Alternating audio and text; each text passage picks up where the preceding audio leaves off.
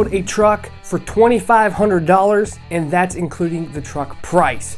So my cousin had this stepside he had for a long time. He offered to me for $1,000, and I went over and checked out the frame. As long as we have a good frame to start from, I believe that is a great foundation, and we can go from there. But this truck is more than just a good frame. It has a good body. It runs good, it moves, and there's nothing really wrong with it, just it needs some maintenance, right? So I gave him $1,000 for this truck. I brought it home. We're gonna build this truck for $2,500 or less. That means wheels and tires, that means a paint job, that means making stuff sound good, making things look good, and making this truck enjoyable to drive and enjoyable to look at. How's it going, everybody? Welcome back to the channel. I'm your one and only Cherokee Ronnie. Do stuff on a budget. I'm a hillbilly from West Virginia. We build some pretty cool stuff on this channel. We take rust buckets and turn them into something that's good to look at and fun to drive. Today we're going to be doing something super simple on this truck. As you know, we got the bumper back on the truck, but we haven't hooked up any of the wiring and put it where it needed to go because it was a big mess under there. Somebody had a trailer plug under there. They just stuck it under there and spliced it in, and they had a backup light on the bumper and all that good stuff. So we took the backup light off. We threw the wire away for that. It was like a 7-foot piece of wire going to the back. But we're going to tidy up the wiring back there at the bumper because it's just hanging down. I had it looped up. As you see in the video at the beginning, you can just see it was looped up there. We do have to find two lights that go on this bumper because for some reason they're not on this bumper. I only have one on the original bumper, but I did order taillight circuit boards in the mail. Those were bad on this truck. Then we'll be here hopefully sometime today so that we can get this video out and done. Another thing that we did, you noticed on the bottom half of the truck, it already has been repaired and patched and painted. As you've seen, it was rhino lined. I repaired the fiberglass and everything that was needed repaired, and the holes on the truck looks 10 times better. It'll look better once I get the paint done. But I've been fighting the weather here in West Virginia. It's been a pain in the hind end. I actually rhino lined the bed of my Dodge truck, and it was supposed to be 70 degrees that whole day and sunny, and the weather was all wrong. It turned out to be a disaster. Had to cover up the thing. So I'm over here fighting the weather. Yesterday it was 70 degrees. Right now it's 40 degrees outside. The wind's blowing so bad that it's blowing everything around in this neighborhood. And tonight it's supposed to get down in the 20s. So I don't understand the weather right now. And I don't understand the world and what's going on. So I'm fighting that. That's why some of the videos are delayed. But you can go back and watch the other episodes if you haven't yet. But things we're going to be doing on this episode, we're going to be doing the wiring and the tail lights, and hopefully the next episode you guys see, there will be the painting of the truck. So hopefully you guys will stick around for that. We've actually came a long way with this truck. As you see, it moves, sounds good, it idles good.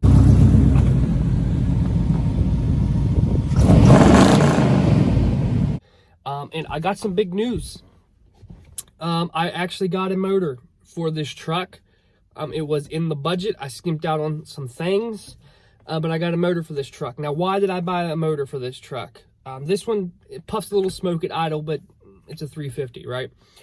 Easy to fix that. But this motor's wore out, and it had a lot of drive time and a lot of honing on it and a lot of abuse, okay? But I bought a motor for a couple $100, and it's bored 40 over. It's been rebuilt. So it's a 350 motor, bored 40 over. It's just, I don't know why I couldn't pass up the deal. And it's supposed to have a big cam in it. So I think it's going to be pretty awesome to put it in this truck and have it lope a little bit. And it'll make it look a lot better and go with the theme that we're going with. So super excited about that. We almost have this truck tidied up for a budget build. At the end of the episodes, I'll factor in everything and tell you guys how much we spent. But the only thing I got left to do on the outside is actually just go ahead and paint it the army green that we're going to be painting. Then we're going to start on the interior. We're going to start tearing this interior plastic off, door panels, all that fun stuff, dash pieces. We're going to redo the rooftop right here, and show you guys that you can restore your old Chevy truck on a budget, or Ford, or whatever you got. They make paint for that, and a lot of people will use it, but it chips off, but they don't know how to use it. You got to know what you're doing before you use it. I've used it on my Jeeps, and the guy still has my Jeep, abuses it every day, and the collar's still there. So we're going to be doing the interior next after we get done with the paint on the outside. Everything's turned out like I want it on this truck. We're not over our budget. $2,500. I know it's hard to see the vision that I have in my mind right now. You guys are just seeing look like a beat up truck in my driveway, and I'm out here tinkering with it and wasting money. But once the truck is done, like everything on this channel, once it is done, you'll see the final product. Now, yeah, I could record a whole big long video and show you guys on that, like a big long video, and at the end you'll see the finished product. But I want to do this in episodes, so you guys can go back and look at certain things and see how it's progressed and what it used to look like and where I started from and everything like that. So let's get out here to the bumper. All right, here's all the wiring that I actually took off of this truck that's unnecessary. And here's the back light that I took off. I'm not going to be hauling with it, so just burn it away.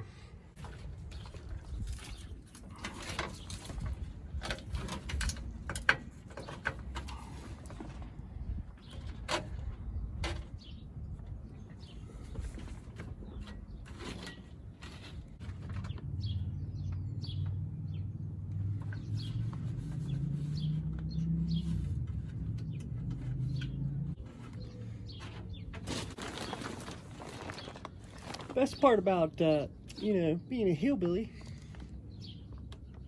sometimes you drop zip ties and you can find them on the ground.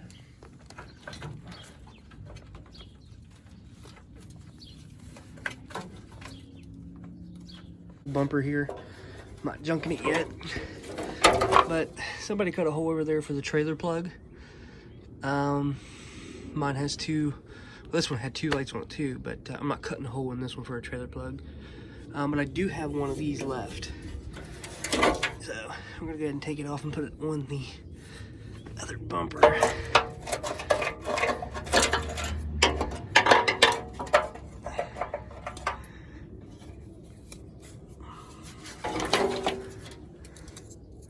Just have to find another one, I guess.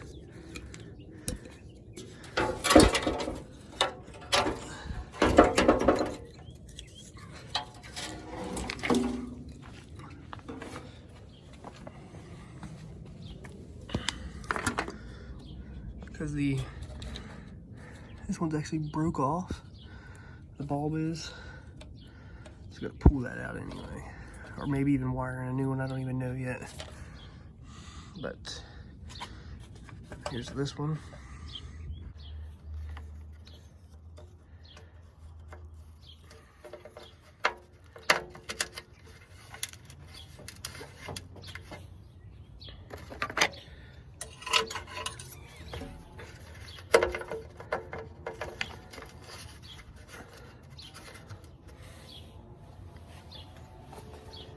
I gotta put this clip back on, which is gonna be fun.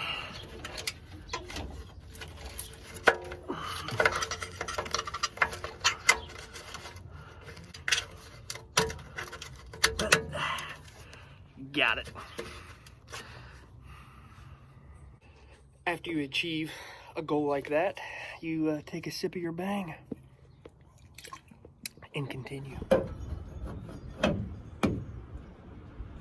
Don't forget to swap out your bolts because those torque head bolts are junk.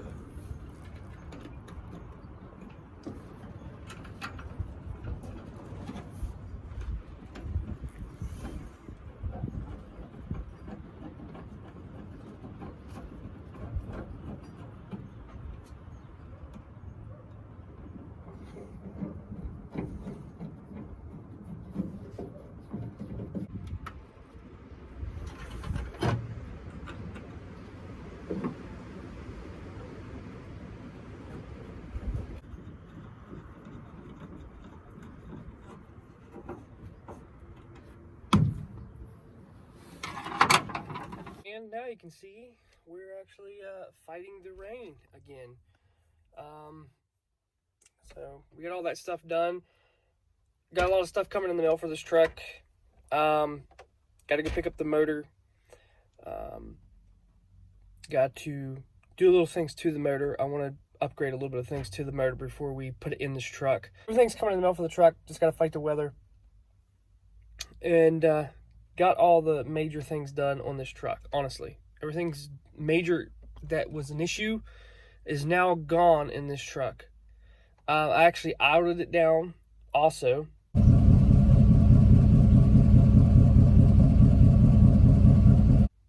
While, you know, it wasn't raining, and got it to lope a little bit and sound good and adjust the, you know, the timing and everything a little bit better.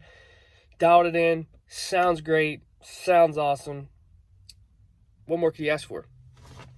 So since we're to this part of the video, I'm going to go ahead and do the Q&A that I put up to finish out the video.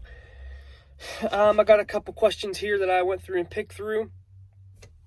So let's see what we got here. It says S Brooks 88 off Instagram asks, does the 4.0 need oil with zinc or a zinc substitute? Now this is a big argument in the Jeep community, even in the Dodge community, when it comes to the 5.7 Hemi. I can understand the 5.7 Hemi, but when it comes to the 4.0, if you want to add that or get oil that has that in it, if that makes you feel better, buy that. If that makes you sleep at night, go ahead and buy something like that. But if you're asking me, my personal answer is no. I've run diesel oil in my Jeep. I've run dollar store oil in my Jeep. I've ran the cheapest oil you could buy on Amazon in my Jeep. I've bought Jeeps before and never changed the oil in them whatsoever and ran them for years. They're pretty tough. A 4.0 is pretty daggone bulletproof. You have to do something major to make a 4.0 knock or spin a bearing or something. They're pretty tough. So my personal answer, no. But if it makes you sleep at night and it makes you feel better, yes. Because my Hemi over here, I use a certain kind of oil because it makes me feel better at night and makes me sleep. So it's personal preference. JJT says, what is the best advice, tips for someone with not much mechanical knowledge that's only owned Hondas and Toyotas most of his life? He's wanting to get into XJs and Jeeps and stuff like that. When it comes to a Jeep, you don't need a lot of knowledge of being a mechanic. It's easy. The 4.0 is super easy to work on. I rebuilt one in my backyard. You can get on forums online, watch YouTube videos to help you along the way. And a Jeep, any model Jeep Cherokee is the best thing to get into, to learn to be a mechanic, to, you know, be a backyard mechanic and to understand how things work and to turn wrenches. That's the best thing that you could buy if you're into Jeeps. That's another reason why I bought this particular Chevy, because if you want to turn wrenches in your backyard and on a budget and cheap, 350 Chevy is the way to go. Same way with the 4.0. The stuff's super cheap for it. It's easy to work on, and it's almost maintenance-free motor, if you ask me. If it depends how far you go with that. FOTI22, I think that is. He says, what is, the best rear end swap? He has a Dana 30 in there. Or Dana 35, I mean. The best swap is a Ford 88 and get a Spartan locker for it. It requires some modifications, but it's the best way to go because you won't have to worry about it, and they're actually pretty tough. So if you're wanting to swap out your Dana 35, get an 88. That's my recommendations, because you can run 35-inch tires with no problem and abuse it with a Spartan locker, and you should be all right. Hope you guys enjoyed the Q&A. That was from my personal experience and my personal opinions. Hope you guys enjoyed this video. Give it a thumbs up. Hit that subscribe button. I'll see you guys next time.